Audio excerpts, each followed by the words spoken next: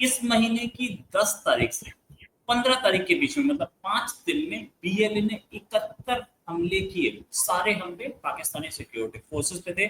सारे बड़े हमले भी नहीं थे, कुछ सिर्फ ग्रेनेड फेंके गए, कुछ दूर से गोली चलाई गई, ऐसे भी हमले थे। लेकिन बीएलए ने बताया कि हमने 71 हमले किए हैं ऑन एन एवरेज।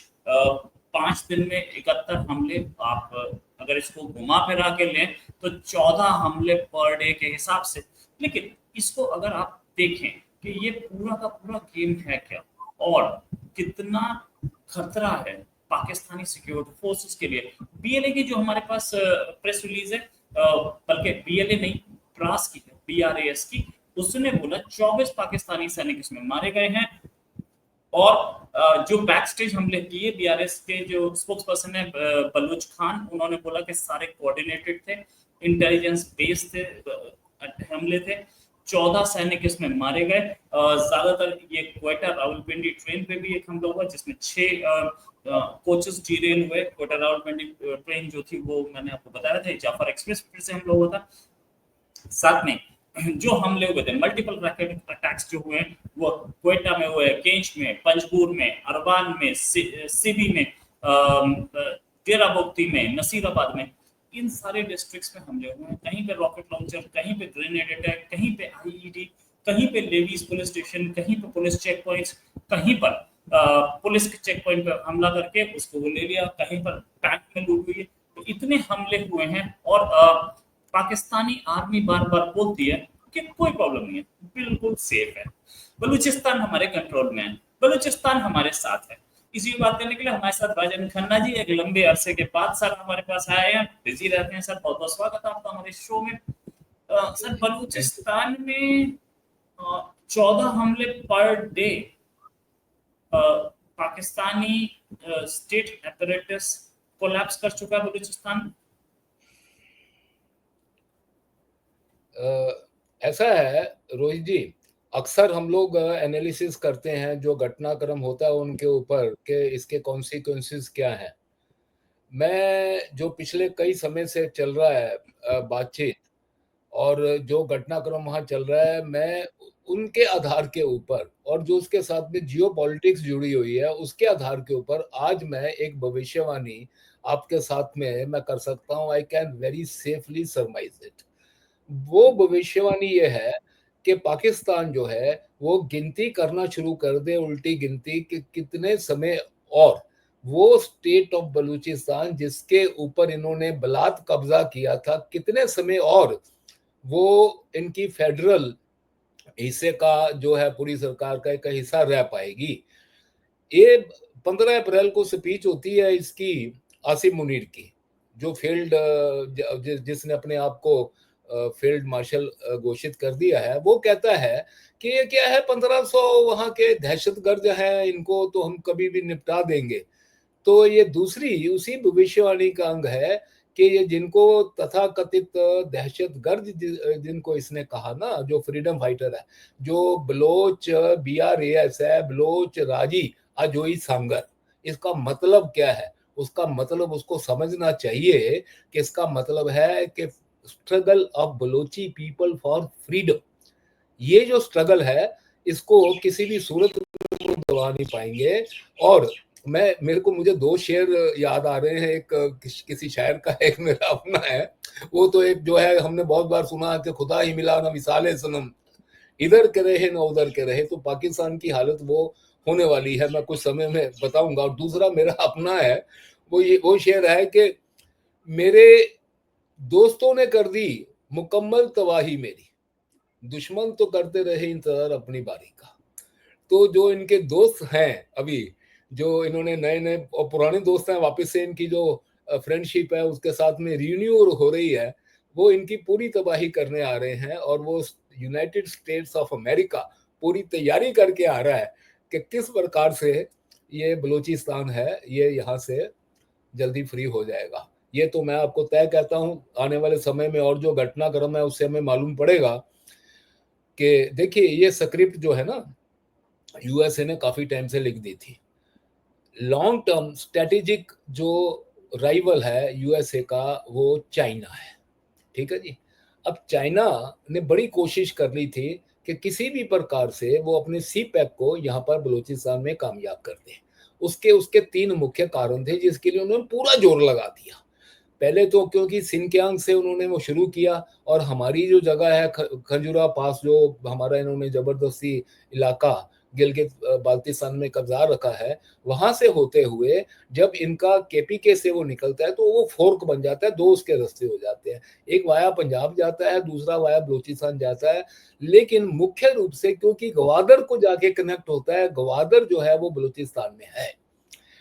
तो एक तो उनका चाइना का सबसे बड़ा एक मसला ये था कि स्ट्रेटेजिक जो था वो ये था कि जो मलाका स्टेट में हम उसकी घेराबंदी करेंगे इन केस वो हमें आंखें दिखाता है तो उसने एक अल्टरनेटिव रूट यहाँ से निकाला था कि ताकि उसकी जितनी भी आवश्यकताएं हैं इसकी क्रूड ऑयल की वो वहां से ग्वादर से निकाल करके सिनकियांग से होकर के मेनलैंड में लेके जाएगा और उसको वहां से ग्वादर पोर्ट जो है उसका एक स्ट्रेटेजिक उसने अड्डा अपना बना रखा था हमको एनसर्कल करने के लिए।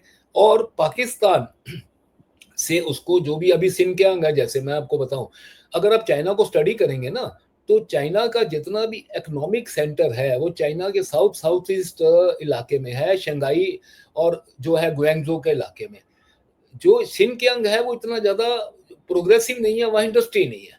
तो चाइना को ये था कि मैं यहाँ पर इंडस्ट्री लगा के वहां से जो मैन्युफैक्चरिंग होगी उसके प्रोडक्ट ये भूखे नंगे कंट्री को भी बेचूंगा पाकिस्तान को, और यहाँ से मैं आगे ग्वादर से गल्फ कंट्रीज को, अफ्रीकन कंट्रीज को जो है मैं निकालूंगा। एक उसका ये था, एक स्ट्रेटेजिक था। और तीसरा जो था कि पाकिस्तान को किस प्रकार से वो पाकिस्तान के मिनरल जो हैं वो बलूचिस्तान के किस प्रकार से उनको टैप करे। अब मैं मुद्दे की एक और बात पे आता हूं कि एक इतना बड़ा फार्सिकल जो एक नैरेटिव बनाया जा रहा है और पाकिस्तान जो है वो एक जिसको बोलते हैं ना कि मेरे को तो मेरे को तो इन पर दया आती है कि यार आपसे बड़ा कोई भी क्रेडुलस, कोई भी गुलिबल मैंने कम्युनिटी देखी नहीं दुनिया में कि कोई भी लाके लॉलीपॉप ऐसा दिखा देता है और आप वो लॉलीपॉप को झपट लेते हो और आपके चैनल्स के ऊपर जो है भंगड़े डालने शुरू हो जाते हो कि देखो जी हमें $7 ट्रिलियन का बलूचिस्तान के अंदर जो है वो खजाना मिल गया। भाई साहब चाइना पिछले 10-15 साल, 2014 में सीपैक शुरू हुई थी और पिछले 10-11 साल से कोशिश कर रहा है और 10 पैसे का उसको मिनरल नहीं मिला चाइना को। और एक बात और ध्यान में रखिए, माइनिंग सबसे इकोनॉमिकल दुनिया में कोई कर रहा है तो चाइना कर रहा है, सबसे इकोनॉमिकल। उनके पास है पूरा सेटअप है इसका। उन्होंने रेडियोग्राफी करके देख ली क्या होता है। एक होता है कि ये जो आधा सच है ना ये हमेशा खतरनाक होता है कि मिनरल्स हैं, अरे मिनरल्स हैं, उनको एक्सट्रैक्ट करने की कॉस्ट क्या है, उनको रिफाइन करने की कॉस्ट क्या है, उनको ट्रांसपोर्ट करने की कॉस्ट क्या है, ये सब मिलाकर के क्या वायबिलिटी बन रही है क्या? तो अगर वायबिलिटी बनती तो चाइना तो कभी का निकाल लेता वहां से। आज अगर जो कोस्ट है ना, जो ये मकरान कोस्ट के नीचे ये जुड़ी हुई बात बता रहा हूँ, बड़ी शोर मचा रहे हैं, कह रहे जी हमें पेट्रोलियम मिल गया। अब तो अमेरिका भी घुस गया। अमेरिका भी चाहता है कि बलूचिस्तान के रिसोर्सेज वो निकाले, चाइना निकाले और मतलब बाकी सारे भी, सऊदी अरेबिया वगैरह भी अंदर घुस रहे हैं। सऊदी अरेबिया भी इन्वेस्टमेंट कर रहा है बलूचिस्तान में। मतलब वायबिलिटी नहीं है तो भी क्यों आ रहे हैं सारे? मैं आपको बताता हूँ, चाइना को पता है वायबिलिटी नहीं है, चाइना को पता है। अमेरिका ने एक झूठ फैलाया है। वो झूठ क्यों फैलाया है? क्योंकि एक लॉलीपॉप देना उसने वहां के पाकिस्तान में लोगों के मुंह में, उसमें एक लॉलीपॉप तो ये था कि बलूचिस्तान में $7 ट्रिलियन के वहां पर मिनरल्स हैं, और दूसरा उसने लॉलीपॉप दे दिया कि दुनिया का चौथा सबसे बड़ा जो क्रूड ऑयल का खजाना है वो पाकिस्तान के दक्षिण में जो अरेबियन सी है वहां पर है। आपको एक बात बता दूं, 4 साल पहले ये लेकर के इमरान खान ने भी बहुत जो है भंगड़े डाले थे, बहुत ज्यादा, और वो बोल दिया था कि हाँ जी हमें तो मिल भी गया। लेकिन वो जो उस समय खुदाई कर रही थी एजेंसी, उसने कह दिया था कि कोई वायबिलिटी नहीं है, यहाँ पर कुछ मिलना मिलाना आपको नहीं है। तो ये बात से साबित होता है कि जो पेट्रोलियम का भी खजाने की बात कर रहे हैं, जो मिनरल की भी खजाने की बात कर रहे हैं, ये जो एक झूठ फैलाया जा रहा है इसके पीछे कारण है, ये स्क्रिप्टेड है पूरे का पूरा। उसका कारण यह है कि अमेरिका चाहता है कि चाइना को यहां से मैं निकाल दूं कैसे भी करके।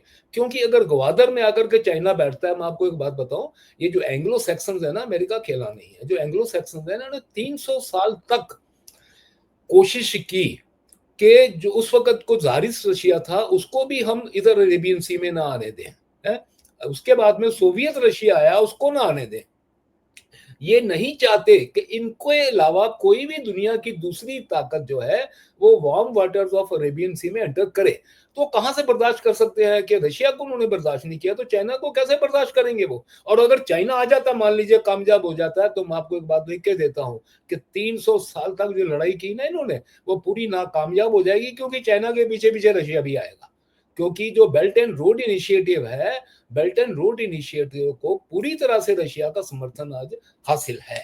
तो ये चाहते ही नहीं कि वहां चाइना आए। चाइना ना आए, इसकी वजह से इन्होंने, अमेरिका ने एक लॉलीपॉप दे दिया उनके लोगों को। देखो, ये पूरी स्क्रिप्टेड थी ना सारी बात, कि पहले उसको फील्ड मार्शल बनाना, फिर उसको लंच पे बुलाना, फिर उसको अमेरिका बुला करके भारत को धमकियां दिलवाना। ये सारी चीजें पाकिस्तान में बिकती हैं, पाकिस्तान में ये बातें बिकती हैं। जो चीजें वहां सेल हो रही हैं वो वहां, और 10 साल उसने बोल दिया अभी यासीन मुनीर ने कि देखो जी, मैं आ गया तो 10 साल तक तो मैं इमरान खान को आने नहीं दूंगा। क्यों आने नहीं दूंगा? क्योंकि इमरान खान जो था वो ही इस बात का समर्थन में था कि हमें जब भी पाकिस्तान के अंदर कोई इकोनॉमिक प्रोग्रेस करनी है या कोई पॉलिटिकल इनिशिएटिव लेना है या जियो पॉलिटिकल लेना है, तो आर्मी आकर के उसमें, क्योंकि आर्मी के जनरल है वो बिके होते हैं सारे के सारे, उनके असेट्स वहां है यूएसए में, उनके बच्चे वहां पढ़ रहे हैं, उनके मतलब सारा जो उनका अंतर तंत्र है वो खरीदे जाते हैं। तो असीम मुनीर को मोहरा बना करके आज बलूचिस्तान में इन्होंने, अच्छा एक बात मैं आपको बता दूं कि बलूचिस्तान ने अभी तक इस प्रकार का वहां पर जो संग्राम नहीं देखा होगा जो आने वाले में देखेगा। ये मेरी बात आप नोट कर लेना, जितने भी ये जियो स्ट्रेटेजिस्ट हैं उनको भी ये बात पैगाम जाना चाहिए। क्योंकि अब से पहले क्या था? चाइना था, चाइना था ईरान का मित्र। चाइना ईरान में 400 जो बिलियन डॉलर की म्यूचुअल ट्रेड हो चुका है, और आज भी दुनिया में कोई अगर ईरान का मित्र है सैंक्शंस होने के बावजूद भी, तो उनमें चीन सबसे ऊपर है, ठीक है? तो जब चीन था तो ईरान वहां चुप बैठा था। ईरान बलूचिस्तान में बीएलए को या बीएलएफ को या दूसरे किसी भी वहां पर जो फ्रीडम फाइटर्स हैं उनकी इतनी मदद नहीं कर रहा था। आज यदि वहां पर अमेरिका आ जाता है तो ये बात को आप अंडरलाइन कर लेना, क्योंकि उसका तो बॉर्डर मिलता है ईरान का वहां से, और ईरान के बॉर्डर से तो दुनिया भर की स्मगलिंग करवा रहे हैं डीजल पेट्रोल की पाकिस्तानी। तो जिस जहां डीजल पेट्रोल खुलेआम स्मगल होता है, वहां से जो हथियार वहां आएंगे बलूचिस्तान में, वैसा हथियार कभी पाकिस्तान ने बलूचिस्तान में देखा नहीं होगा। ये बात आप मेरी नोट कर लेना। और दूसरी बात, अभी तक ये जितना भी वहां पर युद्ध हो रहा है, जाफर एक्सप्रेस भी जब वहां पर ये अबडक्ट हुई थी, उस वक्त भी जो हथियार आए थे ना, वो हथियार कौन से थे? जो हथियार अमेरिका जाने से पहले, आज से 4 साल पहले छोड़ गया था अफगानिस्तान में, ठीक है ना जी? और वो हथियार जो है, क्योंकि जिस वक्त रॉकेट, जो रॉकेट लॉन्चर, देखिए रॉकेट लॉन्चर अलग अलग सर प्रकार के एक चीज और ये जी। जो पाकिस्तान की पोजीशन क्या है, पाकिस्तानी आर्मी की पोजीशन क्या है? उन्होंने कहा कि 14 हमले पर डे। क्या वहां पर Pakistani army number one intelligence operational है कि नहीं है? कितनी पकड़ है या पकड़ खत्म हो चुकी है कुछ बलूचिस्तान? नहीं है मैंने जी, क्वेश्चन हुआ, फिर हम फाइनल करेंगे। कुछ नहीं है, कुछ नहीं है। मैं बताता हूं, अगर इनकी पकड़ होती वहां पे, तो आज एट विल बीएलए जो है वो वहां, या बीएलए के ऊपर जो अपनी छतरी है बरास की, ये एट विल वहां पर अटैक कर रहे हैं, एट विल। अच्छा, इन्होंने एक और काम किया। इन्होंने क्या किया? एक नॉन मिलिट्री ऑर्गेनाइजेशंस भी बनाई थी बीएलए के ऊपर टेक करने के लिए। उनकी भी हिम्मत नहीं है कि शाम को 6 बजे अंधेरे के बाद वो लोग बाहर निकल जाएं, क्योंकि इतना जबरदस्त कंट्रोल है। उसके उसके 2 कारण मैं आपको बताता हूँ, कारण क्या है। एक चीज मैं और बताना चाहता हूँ जो आने वाले समय में आप देख लोगे। मैं बात कर रहा था हथियारों की। जाफर एक्सप्रेस पे पर्टिकुलर इंजन को निशाना लगा करके जो रॉकेट लॉन्चर यूज हुआ था, वो प्रिसिशन गाइडेड रॉकेट लॉन्चर था। वो प्रिसिशन गाइडेड जो रॉकेट से, वो बराबर जो अमेरिका छोड़ करके गया था हथियार वहां पे अपना अफगानिस्तान में, ये सेम स्टॉक का रॉकेट था।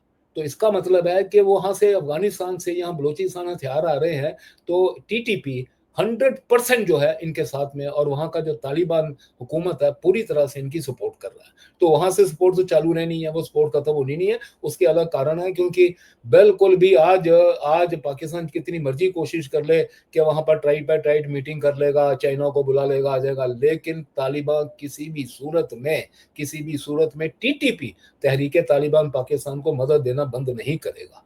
ये बात जो है बिल्कुल आप स्पष्ट समझ लीजिए। अब हम आ जाते हैं ईरान क्या क्या मदद करेगा। ईरान मदद करेगा अभी देखना ड्रोन से। अभी तक बीएलए ने जितना भी अटैक हुआ है उसमें इन्होंने ड्रोन इस्तेमाल नहीं किए। अब देखना आप कितने प्लॉम से, कितने खुले रूप से वहां पर ड्रोन अटैक्स होंगे, ड्रोन से सर्वेलेंस होगी। पाकिस्तान आर्मी का जो है बलूचिस्तान के अंदर घूमना जो है बिल्कुल भी उनका जो, तो अभी तक भी तो डर डर के निकलते थे। कितनी उनकी क्या होती थी कि पहले वो सड़कें बंद कर देंगे, कैनवाई जाने से पहले कई कुछ करते थे। लेकिन जैसे इनके हाथ में ईरानी ड्रोन्स आ जाएंगे, आप देख लेना कि इनके नाक में दम हो जाना है।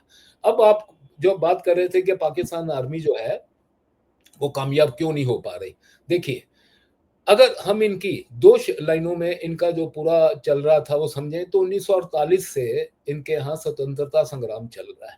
फिर उसके बाद में 1958-59 में एक पीरियड आया। फिर 1973 में एक पीरियड आया जब मेंगल सरदार जो है वो उन्होंने जो है वो बहुत बड़ी एक वो की थी। अभी जो हमारे इस वक्त अख्तर मेंगल साहब हैं तो उनके पिताजी थे अताउल्लाह मेंगल साहब, तो उन्होंने वो मूवमेंट चलाई थी। उसको भी इन्होंने वो कर लिया काबू में। कैसे करते थे वो समझिए। पहले क्या होता था, अब क्या नहीं हो रहा और आगे और नहीं होगा। वो ये करते थे कि चंद सरदारों के हाथ में पूरी बलूचिस्तान की सियासत होती थी। उसमें थे मेंगल थे, मरी थे, बुख्ती थे। इन्होंने क्या करना है कि पाकिस्तान जो भुट्टो का रिजीम था तो चलो ठीक है, अभी आगे कौन है, मेंगल, तो मेंगल को एक काम करो कि इनको असेंबली में भी सीटें दे दो, इनको थोड़ा पैसा बचा दो, ये शांत है तो पीछे जो नीचे से एक मूवमेंट खड़ी हो रही थी वो शांत हो जाती थी। 2004 में ये मूवमेंट ने एक अलग ही ढंग ले लिया जब सरदार अकबर खान बुख्ती के हाथ में मूवमेंट आई, और बाद में एक बहुत बड़ा देखना वो कहते हैं कि तारीख के पन्नों में ऐसी भी घड़ी आई है, लम्हों ने खता की, सदियों ने सजा पाई है। जो इतनी बड़ी गलती मुशर्रफ कर गया ना, वो अटैक करके बुख्ती के ऊपर, डेरा बुख्ती पे, वो उसका खमियाजा पाकिस्तान जिंदगी भर भुगत नहीं सकता। इन्होंने उसमें उनको वहां पर ये कहते हैं कि उन्होंने सुसाइड कर ली थी, ये कुछ भी नहीं था। इन्होंने अटैक करके जिस केव में वो बैठे हुए थे वो पूरी की पूरी केव को इन्होंने जो एक्सप्लोड कर दिया था। उसके बाद से जब ये मूवमेंट चली, धीरे धीरे करके ये मूवमेंट आ गई अवाम पे, ये सरदारों के हाथ से निकल चुकी है। ये जो वहां के कबीलाई सरदार थे, मेंगल, बुख्ती, मरी, इनके हाथ से निकल कर ये आ गई है किसके हाथ में, मेहरान बलोच जैसी बच्चियां आज यहाँ पर वो है फ्रीडम का झंडा लेकर के बाहर निकली हुई हैं। उनके सियासतदान अख्तर बलोच जैसे बंदे वो वहां पर छोड़ के आते हैं, असेंबली से बाहर आ जाते हैं। एक्स सीएम रहा है बंदा, वो आकर के कहता है कि नहीं, आज जिस ग्रास रूट लेवल तक ये पहुंच चुकी है और आने वाले टाइम पे जो होना है, जैसे मैंने कहा ना कि खुदा ही मिला ना मिसाले सनम, ना तो चाइना इनकी जब भी पाकिस्तान की सपोर्ट करेगा, और यूएसए का जब अपना मसला हल हो गया, यूएसए चुप करके, यूएसए कब नहीं बाहर निकला, 1979 में आया था, और जैसे ही रशिया यूएसए छोड़ के गया, पाकिस्तान से बाहर आ गया। वो 2001 में उसने कहा मुशर्रफ को कि इधर भी यू आर विद अस और यू आर अगेंस्ट अस, वो उसका मसला हल हो गया, बाहर निकल गया। आज उसका जो मसला है वो एक अलग, उसके ऊपर एक दिन अलग एक शो के ऊपर बात करेंगे कि यूएसए की स्क्रिप्ट क्या है ये पूरे रीजन में, हमारा उसमें क्या रोल है, हमें कैसे देखते हैं, हमें क्या करना, वो एक अलग विषय है। लेकिन एक बात मैं स्पष्ट कर देता हूं कि आज जो आने वाले टाइम पे है, यूएसए ने अगर जैसे ही बलूचिस्तान में बूट्स ऑन द सॉइल रखे, आप देखना ईरान उसकी रातों की नींद हराम करके रख देगा। क्योंकि ईरान और यूएसए कभी भी रिकनसाइल नहीं कर सकते, कभी रिकनसाइल नहीं कर सकते। इन्होंने जो जो काम वहां पर किए हैं ईरान में, आप क्या समझते हो वो इनको मुआफ कर देंगे? सवाल ही नहीं पैदा होता। और उनका इतना लंबा बॉर्डर चलता है। और एक और बात ध्यान रखिए, बलोची पॉपुलेशन का बहुत बड़ा एक हिस्सा जो एथनिक बलोच है वो ईरान में भी रहते हैं अक्रॉस द बॉर्डर। तो इस सिस्तान बलूचिस्तान, उसको सिस्तान बलूचिस्तान बोलते हैं, राइट सर। और हम हमारी नजर है इस पूरे एरिया में, इस पूरे बलूचिस्तान में, और साथ में अमेरिका, पाकिस्तान, ईरान, ये ट्रायंगल जो है, साथ में चाइना भी, इस पूरे में क्वाड्रिलेटरल बनता है। ये एनीमी क्वाड्रिलेटरल के नाम से मशहूर हो सकता है, पता नहीं क्या होगा आगे, लेकिन हमारी नजर है और हम आपसे एक और डिस्कशन करेंगे सर। अभी के लिए नमस्कार, धन्यवाद। बिल्कुल बिल्कुल। जो यूएसए ने जो स्क्रिप्ट लिखी है ना, उसके ऊपर कभी भी हम शो करेंगे, जिसमें ये हमें किस नजर से देख रहा है, और उसके साथ बाकी भी जो बातें जुड़ी हुई हैं उनके बारे में करेंगे चर्चा। ठीक है।